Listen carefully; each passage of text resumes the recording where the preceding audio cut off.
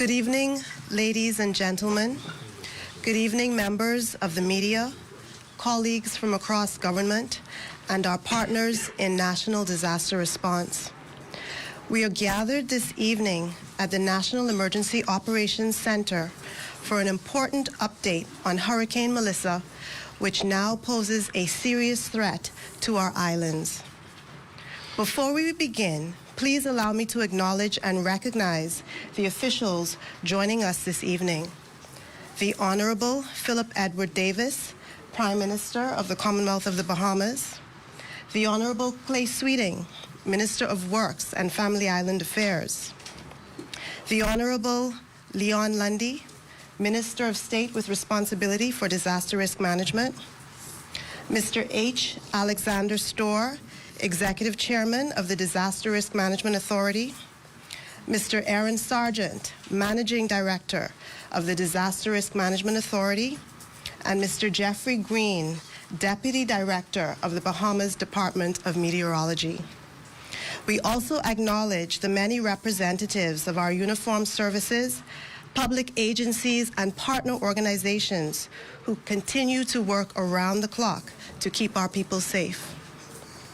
To begin this evening's briefing, we will hear from Mr. Jeffrey Green, Deputy Director of the Bahamas Department of Meteorology, who will provide the latest update on Hurricane Melissa and officially announce the escalation to hurricane warning for parts of the Bahamas. Mr. Green. Thank you so much. This is alert number 9 on Hurricane Melissa, issued by the Bahamas Department of Meteorology today at 6 p.m.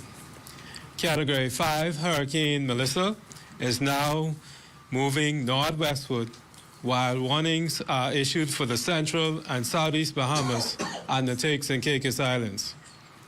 Tropical storm and hurricane conditions are expected in the islands of the southeast Bahamas on Tuesday and the central Bahamas on Wednesday through Thursday.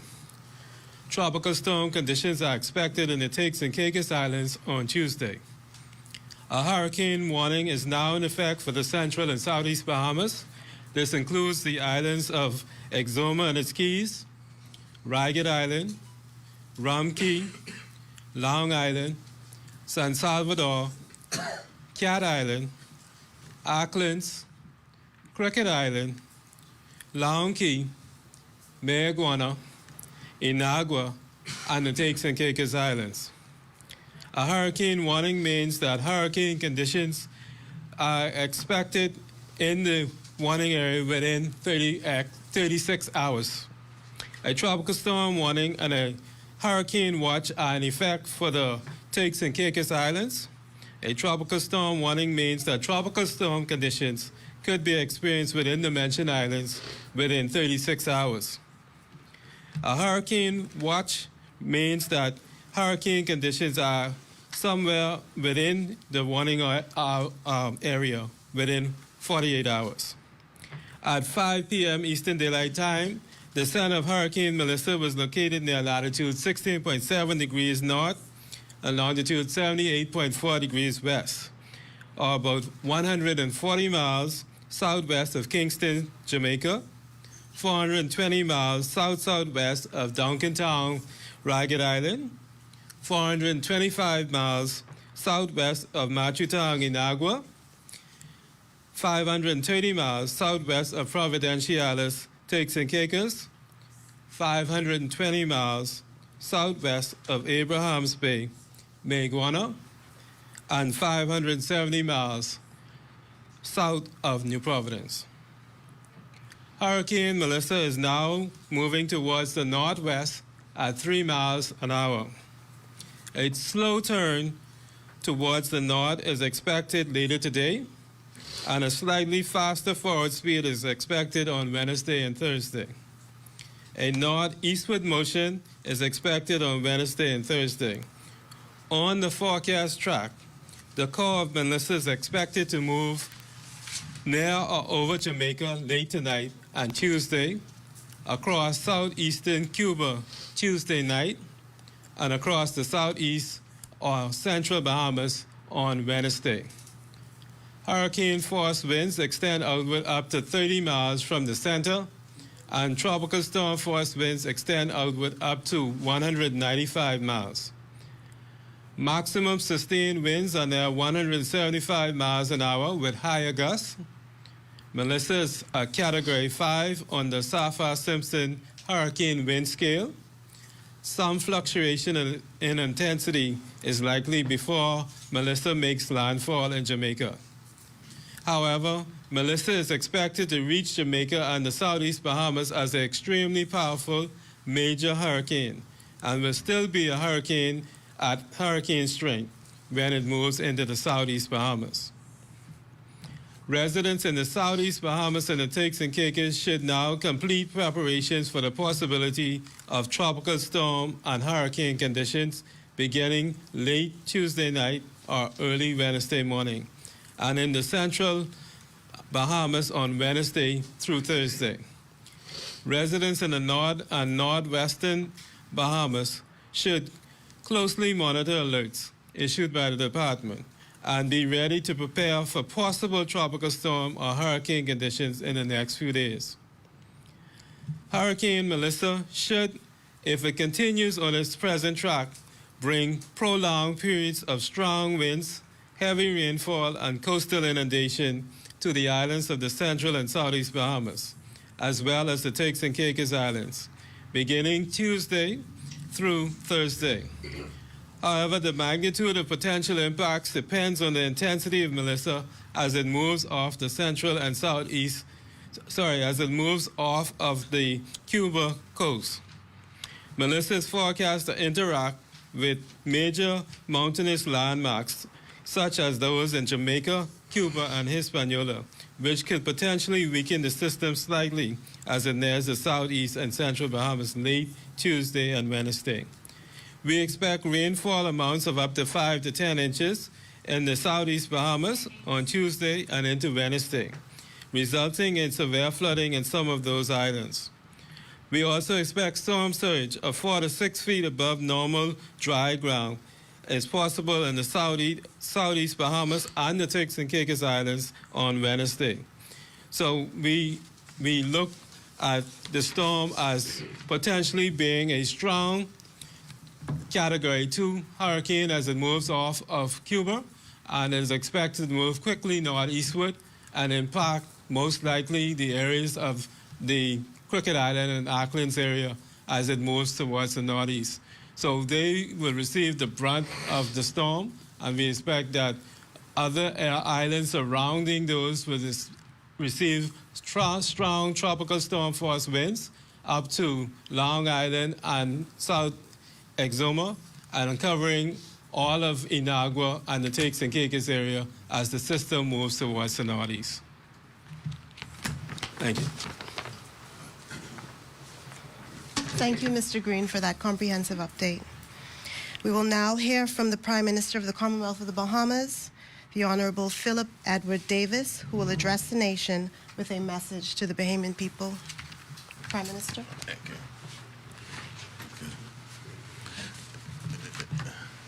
Good night to everyone.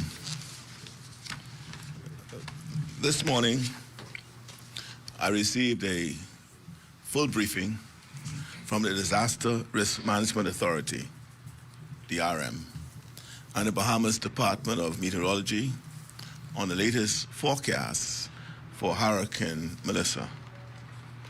Based on their advice, my government has issued an evacuation order for residents in Inagua, Maguana, Auckland's Crooked Island, Long Key, and Ragged Island. That decision was made in consultation with all relevant agencies. It is precautionary and designed to ensure that residents in the most vulnerable islands are relocated before conditions deteriorate. The safety of our people remains our highest priority. We are also mindful of the impact the storm is already having on our regional neighbors. I extend the prayers and support of the Bahamian people to Jamaica, as well as to the Dominican Republic, Cuba, and Haiti, who are enduring the full force of Hurricane Melissa. We are coordinating with CARICOM partners and stand ready to assist if called upon. At this stage, forecasts indicate that Hurricane Melissa will primarily impact the southeast Bahamas, with tropical storm to hurricane conditions expected from early Tuesday into Wednesday. The central Bahamas may experience occasional rain bands and gusty conditions as the system passes to the south. The northern and northwest Bahamas are not expected to be impacted. All government systems are now operating under the National Disaster Response Framework.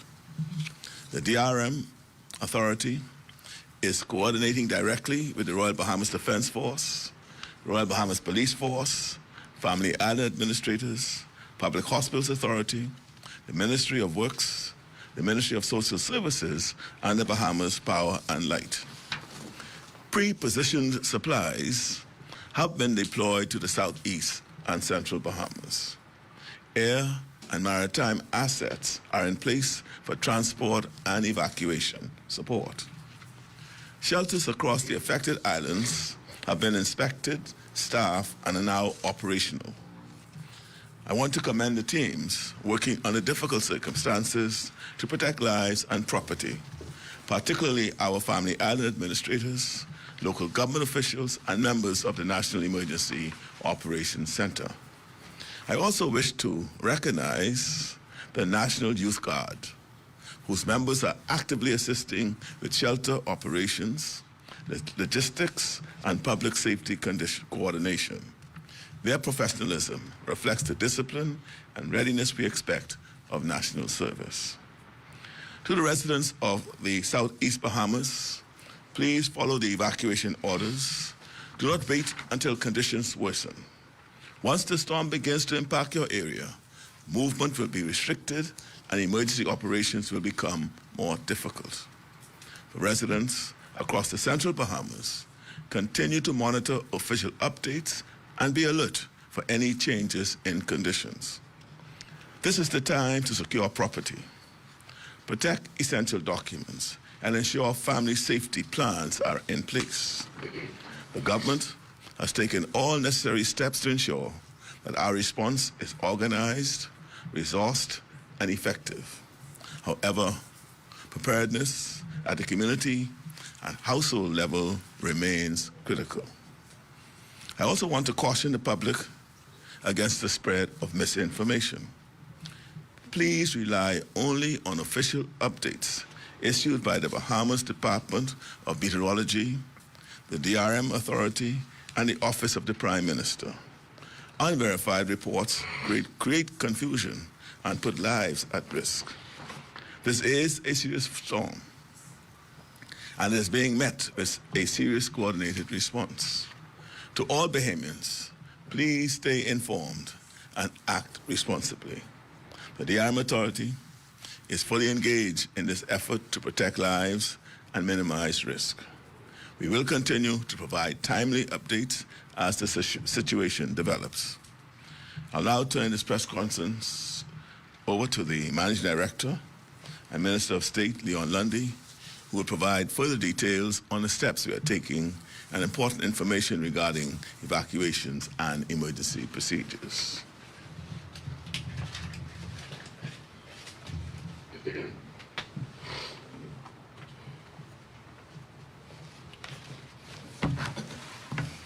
Thank you, Prime Minister. Good evening. As our nation continues to prepare for the approach of Hurricane Melissa, I wish to begin by commending the extraordinary dedication of the many Bahamians who have worked throughout this day. Across our islands, we have witnessed professionalism, compassion, and national unity at its best. Our Family Island administrators have been the backbone of this operation. They have provided steady leadership on the ground, ensuring that every resident is informed, that transportation is organized, and that the most vulnerable amongst us receive the help they need.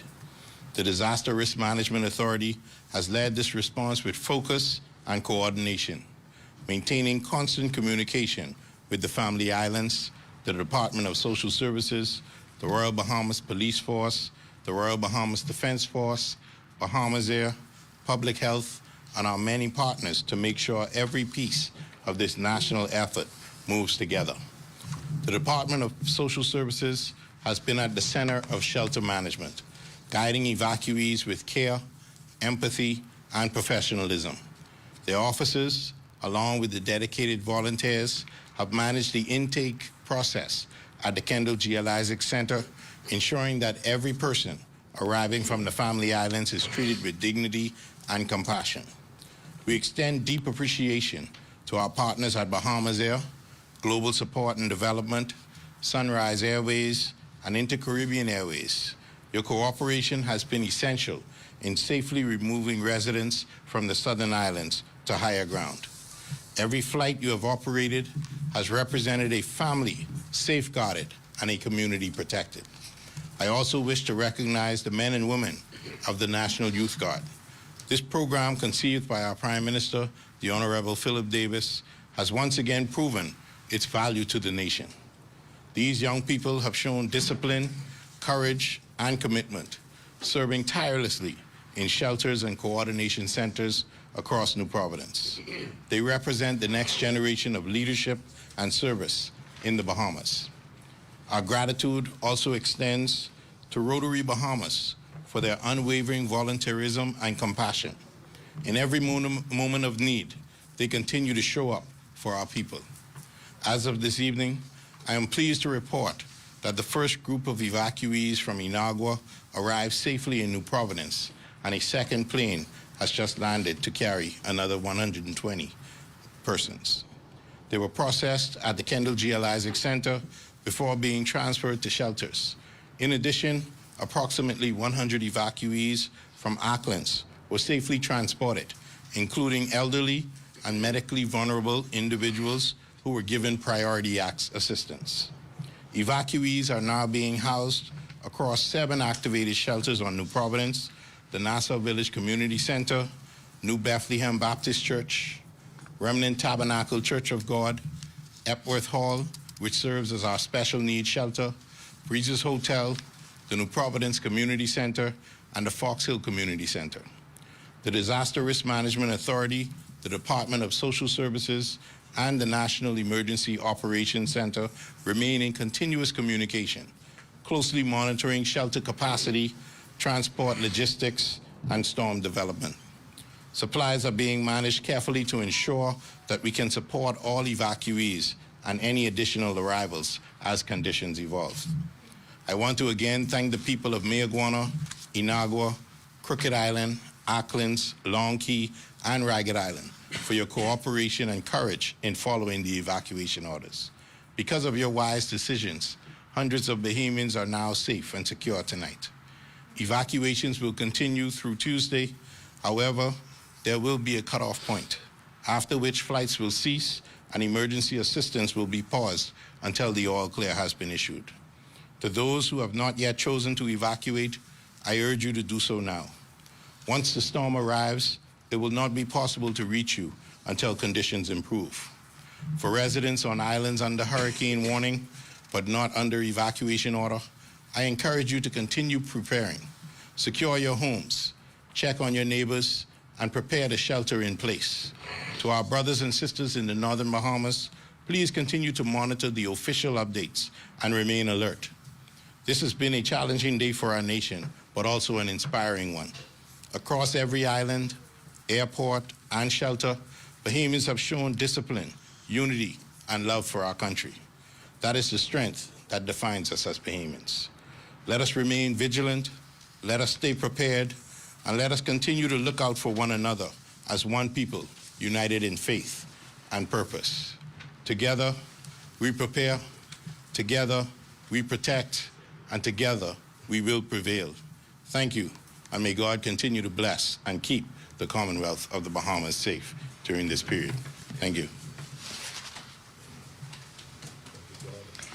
Thank you, Minister, for those updates and words of encouragement. We will now move to the question and answer segment, and the Minister will field questions along with the Managing Director. Is there any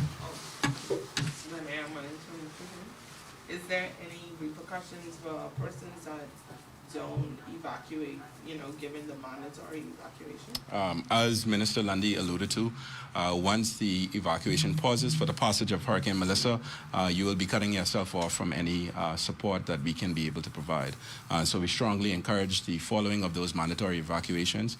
Those in those family islands, one thing I would like to say is to follow the guidance of the administrator, who is the lead on the ground representing the authority.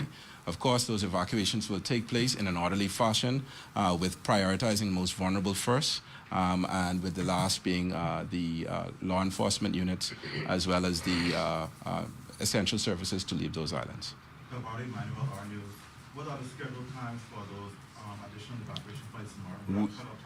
We have 5 aircraft that will be leaving New Providence tomorrow morning, commencing at 5 a.m. We will provide those details first to the administrators later this evening, and then we will publish those through our communication channels to you later this evening.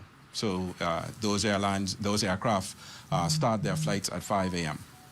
How many people have been evacuated thus far, and how many people do you anticipate will be evacuated until the cutoff point?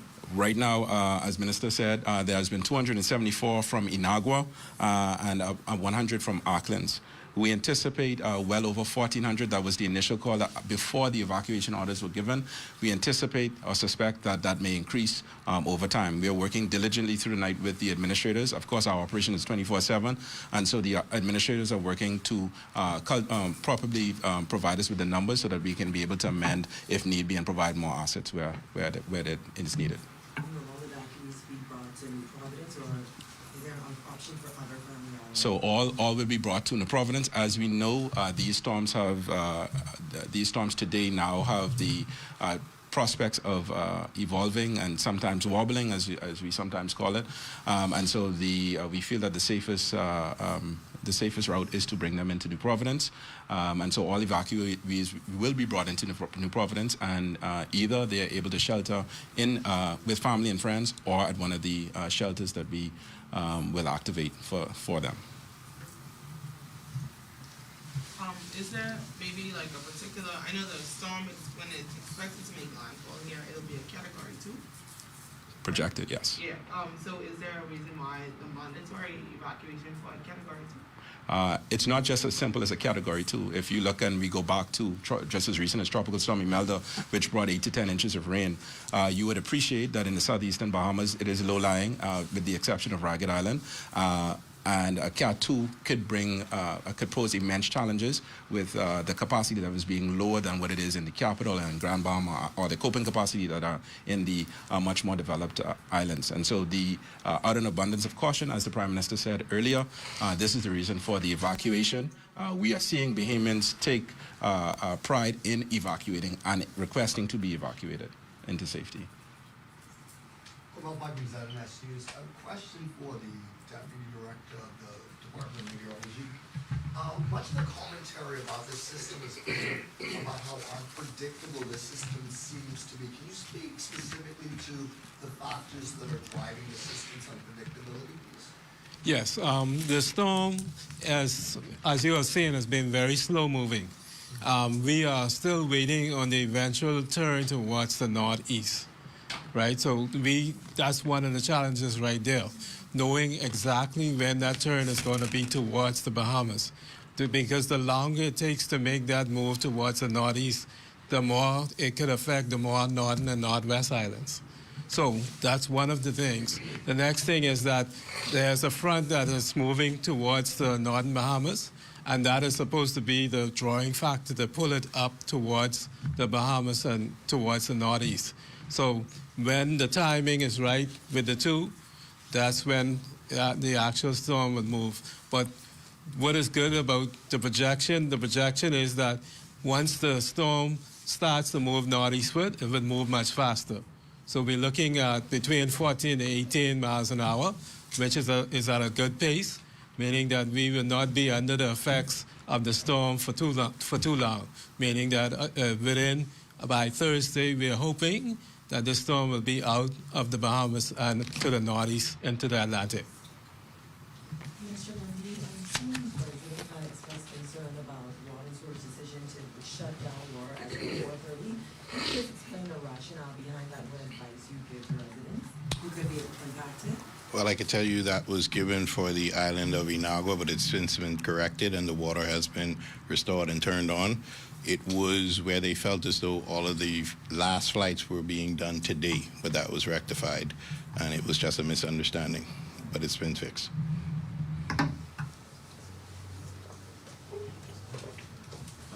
And just a follow-up to that question concerning why on the evacuations, as we've just ratified, the Prime Minister and the Interministerial Committee on Disaster Management has ratified the National Disaster Protocols. A major Category 2, 3, or 4, or 5 storm is considered a Tier 3 emergency as it impacts multiple islands, which necessitates the full activation of the National Disaster Emergency Operations Center, as well as potential evacuation orders. So it's just not something that we are pulling out, randomly doing. It is with regards to our national disaster coordination protocols.